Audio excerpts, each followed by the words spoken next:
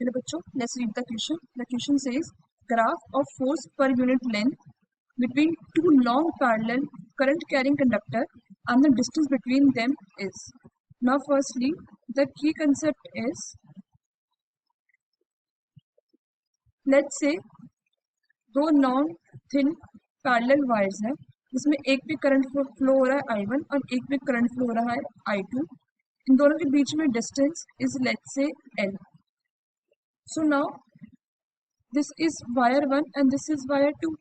सो जो फोर्स लग रहा है on wire 2 to wire 1 will be current in the wire 2 I2 multiply by दोनों वायर के बीच में distance L multiply by this wire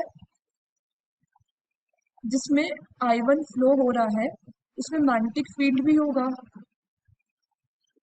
जिसको हम मान लेते हैं let's say it is B1. So magnetic field की वजह से it will exert a magnetic force on wire 2. So magnetic field will be taken of wire 1 which is B1. So this is the formula of the magnetic force. Now question में दे रखा है कि to thin wires हैं, हम मान लेते हैं कि दोनों में सेम करंट फ्लो हो रहा है I and this is wire 1 this is wire 2. So wire 1 पे जो मैग्नेटिक फील्ड होगा विच इज लेट्स से B1 उसकी वजह से फोर्स लगेगा वायर 2 पे.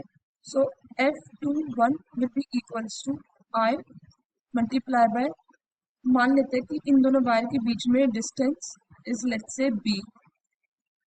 सो I multiply by distance B multiply by magnetic field on wire 1 which is B1. Now magnetic field की वैल्यू होती है म्यू नॉट I जो कि वायर 1 की करंट है अपॉन 2 पाई B जो कि डिस्टेंस बिटवीन टू वायर है. So multiply by I multiply by B. ना क्वेश्चन में बोला है कि हमें फोर्स पर यूनिट लेंथ का ग्राफ निकालना है. सो पहले हम यहाँ से फोर्स पर यूनिट लेंथ निकाल लेते हैं. So it will be equals to mu naught I square upon 2 pi B. So अगर हम ये इक्वेशन देखें यहाँ से इन्फ्लुएंस निकलता है कि this force per unit length is inversely proportional to distance between two wires which was B.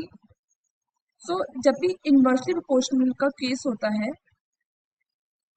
Then graph is always rectangular hyperbola like this. So यहाँ पे अगर हम ग्राफ प्लॉट करते हैं with the y-axis with force per unit length और x-axis में distance between the two wire which was B. So graph बनेगा rectangular hyperbola. That means the final answer is the graph is rectangular hyperbola which is option D. Hope you understood it well. Best of luck.